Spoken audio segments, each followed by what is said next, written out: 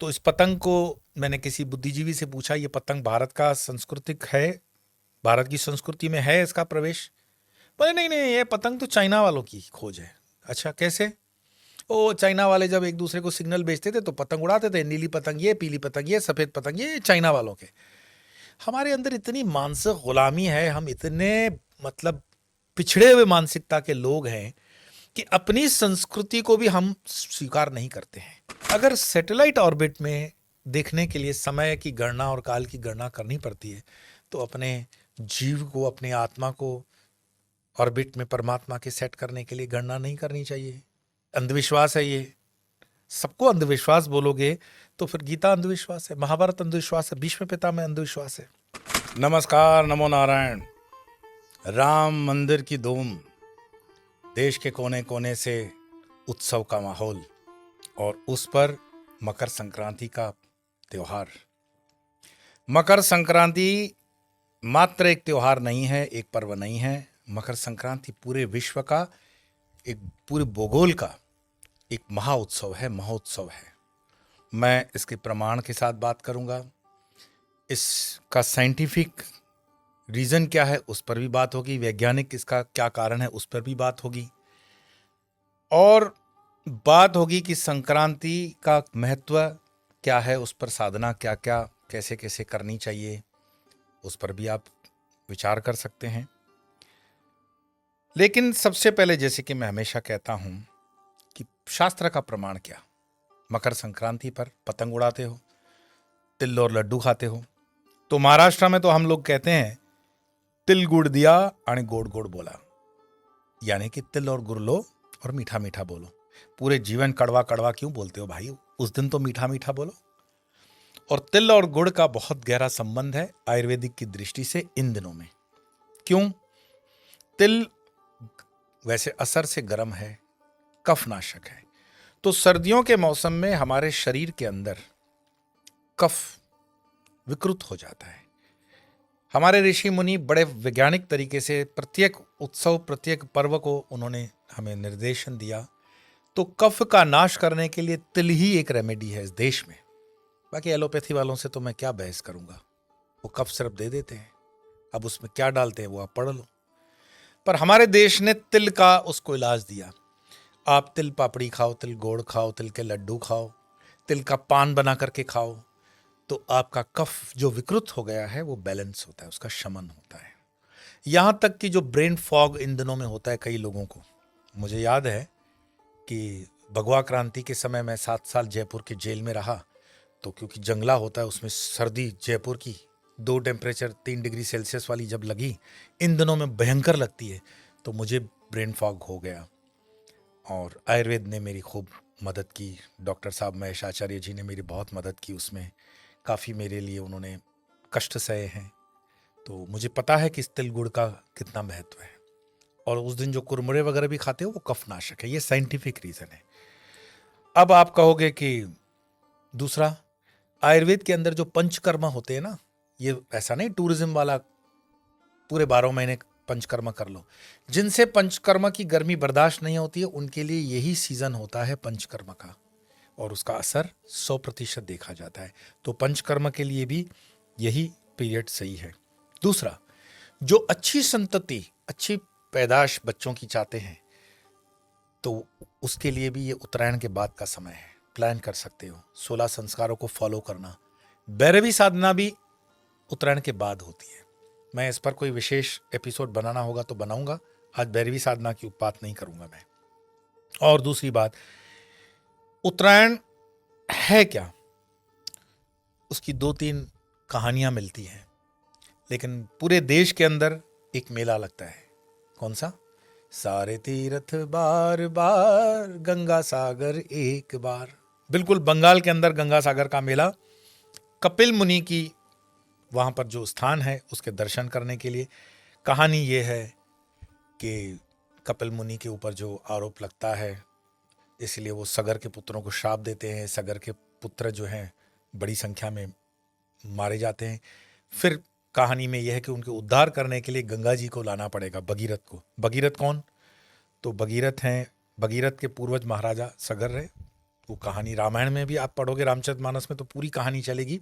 अगर मैं साहब कहानियां ही बताता रहूंगा तो मुझे बताओ त्योहार पे कब बोलूंगा। तो कुछ आप भी पढ़ो, कुछ आप भी यात्रा करो। तो भगीरथ के पूर्वज महाराज सगर थे, और सगर ने मतलब जो है ये तपस्या का भूमि, और गंगा जी आती है, गंगा जी हिमालय से निकलती है, महासागर में मिलती हैं। ये पूरी यात्रा पढ़ने लायक है, और एक बार जीवन में गंगा सागर आपको जाना चाहिए। इससे आपको बंगाल के साहित्य का, बंगाल के धर्मपरायणी जनता का, बंग भूमि के योगदान का पता चलेगा। तो एक बार गंगा सागर आप जरूर करना। अब उस दिन पतंग भी उड़ाते हैं। गुजरात में तो भाई पतंग ऐसी उड़ाते हैं कि हमारे बॉलीवुड वालों को भी लगा ये फिल्म बनानी चाहिए। तो वो देखते हो ना, खान बंधु टेरिस पे, और न जाने कितनी फिल्मों में ये होता भी है। और हमारे अमिताभ जी तो कह देते हैं कभी पधारो गुजरात। पतंग महोत्सव होता है गुजरात में, पर ये पूरे देश में होता है वैसे। तो इस पतंग को मैंने किसी बुद्धिजीवी से पूछा, ये पतंग भारत का सांस्कृतिक है, भारत की संस्कृति में है इसका प्रवेश? बोले नहीं नहीं, ये पतंग तो चाइना वालों की खोज है। अच्छा कैसे? ओ, चाइना वाले जब एक दूसरे को सिग्नल भेजते थे तो पतंग उड़ाते थे, नीली पतंग ये, पीली पतंग ये, सफेद पतंग ये, चाइना वालों के।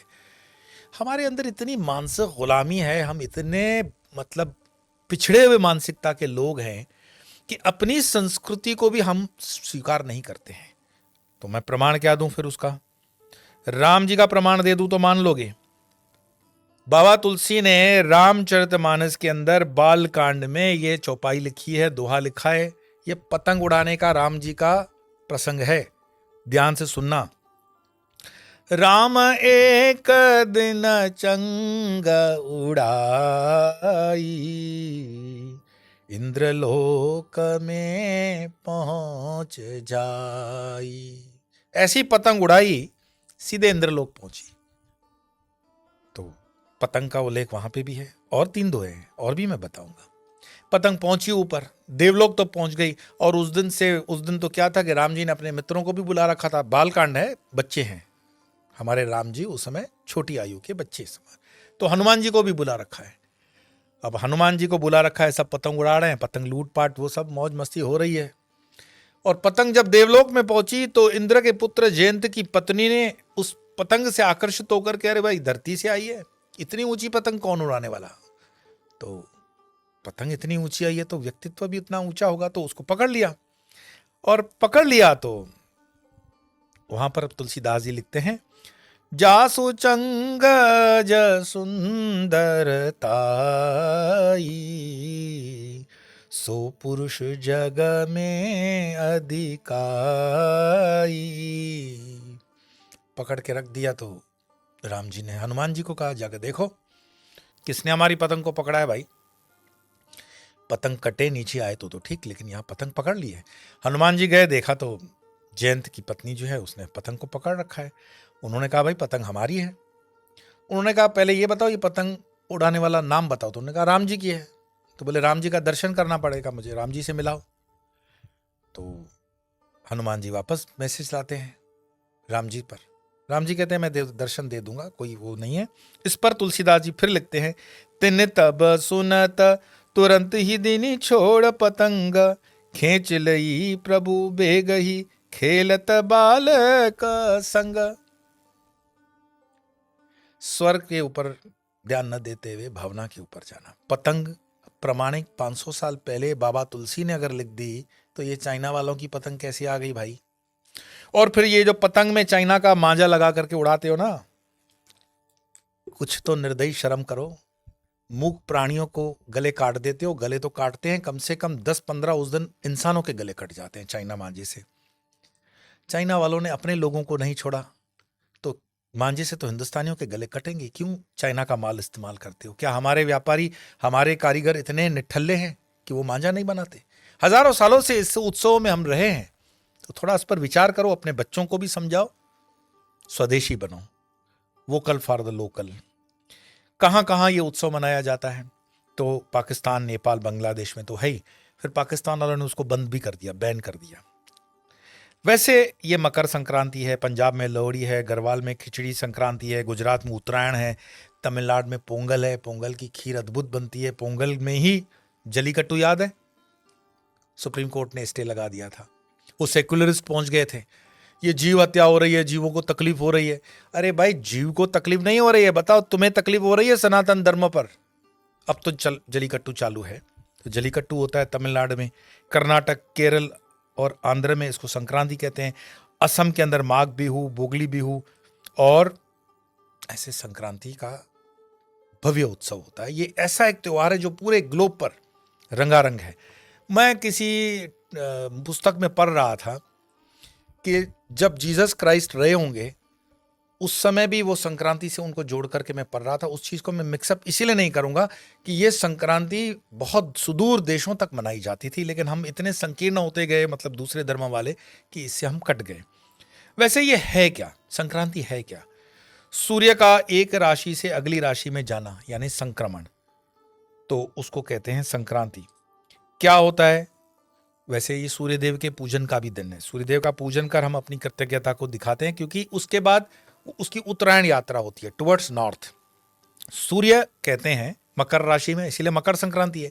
सूर्य अपने पुत्र शनि से मिलने उसके घर जाते हैं, और शनिदेव क्या है? शनिदेव मकर राशि के स्वामी है, इसलिए मकर संक्रांति।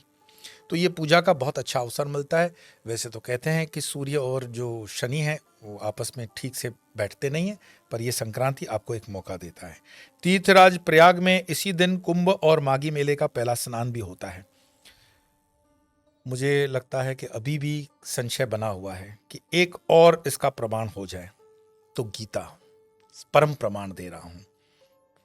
उत्तरायण का परम प्रमाण 8वें अध्याय का 23वां नंबर श्लोक।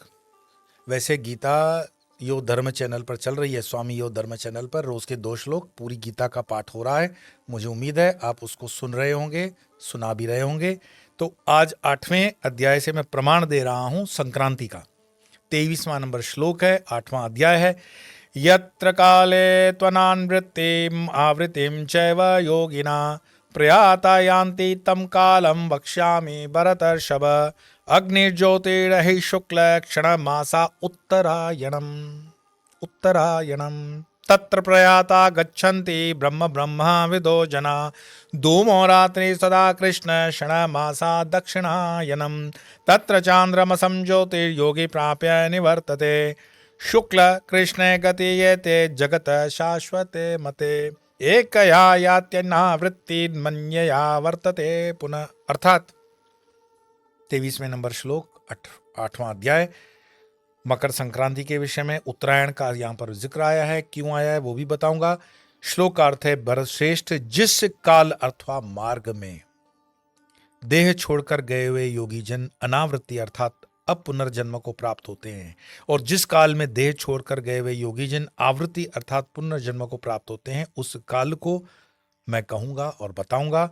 ये था 23वां श्लोक। 24 में कहते हैं, जिस मार्ग में अग्नि, ज्योति, दिन शुक्ल पक्ष तथा उत्तरायण के 6 माह अभिमानी देवता हैं जो काल के, उस मार्ग के शरीर छोड़कर गए हुए ब्रह्मवेता लोग क्रम से ब्रह्म को प्राप्त होते हैं। कौन उत्तरायण में अपना शरीर छोड़ेगा? महाभारत के अंदर भीष्म पितामह बाण की शैया पर हैं, अर्जुन ने बाण लगाए हैं और वेट कर रहे हैं भीष्म पितामह कि सूर्य जब उत्तरायण की तरफ आएगा, संक्रांति आएगी, तब मैं इस शरीर को छोड़ूंगा। वसु के अवतार हैं भीष्म पितामह। उत्तरायण को क्यों छोड़ेंगे? क्योंकि जिस मार्ग में अग्नि, ज्योति, दिन शुक्ल पक्ष तथा उत्तरायण के 6 माह उस मार्ग में शरीर छोड़कर गए हुए ब्रह्मवेता लोग ब्रह्म को प्राप्त होते हैं, वो वसु के अवतार है। जो इसको इस तरह से समझो, जो रोज अप डाउन करते हैं ना ट्रेन से, बंबई अहमदाबाद, दिल्ली मुंबई, जो रोड से चलते हैं, उनको पता होता है कि कौन सा रोड कैसे होगा।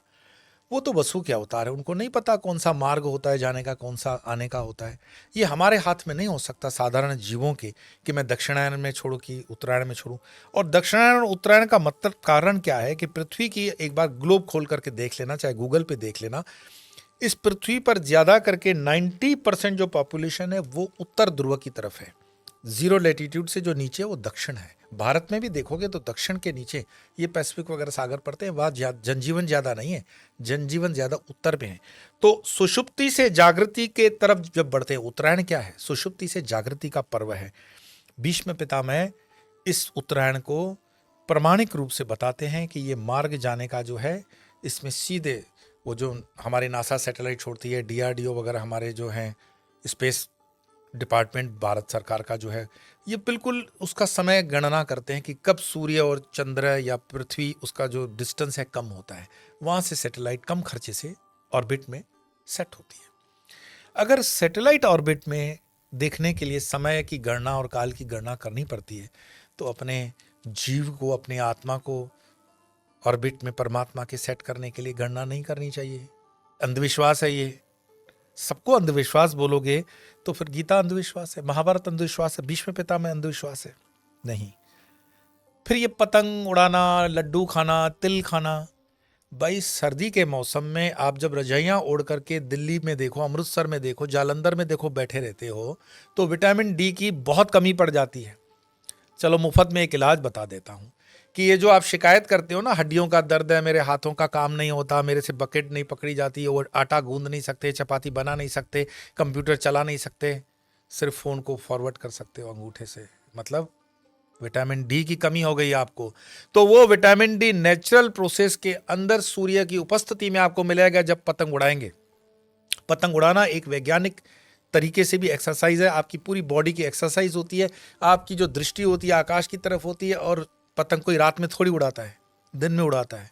तो दिन में क्यों उड़ाते हो, रात में उड़ा लो, क्योंकि सूर्य की उपस्थिति में विटामिन डी होता है। और कितने मान रहे होंगे हमारे ऋषि मुनि कि आपको पूरा का पूरा कैल्शियम तिल के माध्यम से, जितना जो पौष्टिक आहार है वो भी दे रहे हैं, गुड़ भी दे रहे हैं, और साथ में पतंग उड़ाने से एक्सरसाइज दे रहे हैं कि तुम जो बिल्कुल अपने दुम दमाकर बैठे हुए हो, जागृत हो जाओ और सुषुप्ति से जागृति की तरफ बढ़ो।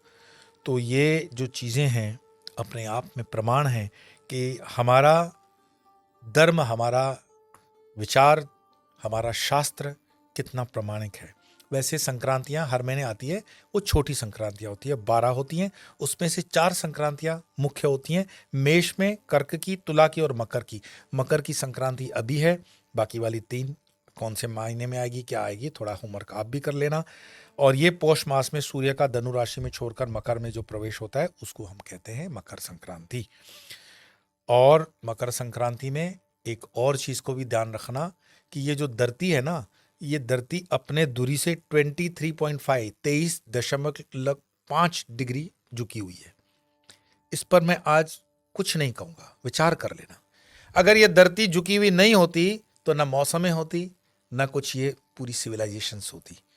तो परमात्मा का अस्तित्व जो क्वेश्चन करते हैं उनके लिए ये होमवर्क है कि इसको किसने झुकाया। 23.5 की जगह 4 होता तो क्या होता, 6 होता तो क्या होता, और इसका क्या लाभ है, क्या हानि है। अपने बुद्धि को, अपने इंटेलेक्ट को जगाओ और सुषुप्ति से जागृति की तरफ बढ़ो। संक्रांति जो है अज्ञान से ज्ञान की तरफ की तुम्हारी संक्रांति हो। मेरी ढेर सारी शुभकामनाएं, प्रेम और ढेर सारा आपको मकर संक्रांति की शुभकामनाओं के साथ एक बार नमो नारायण। अगली बार अगले विषय को लेकर मिलेंगे।